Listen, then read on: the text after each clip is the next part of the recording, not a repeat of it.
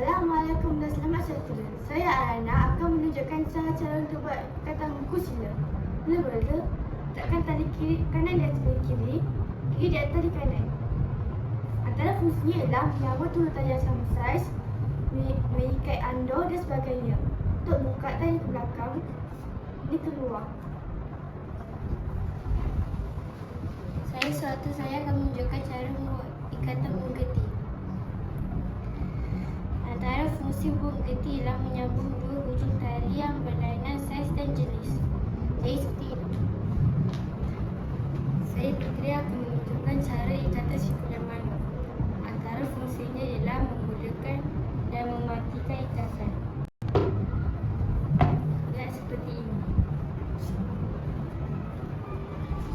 Saya akan menunjukkan cara silang pada dua batang kayu. Pertama, buat simpul manuk.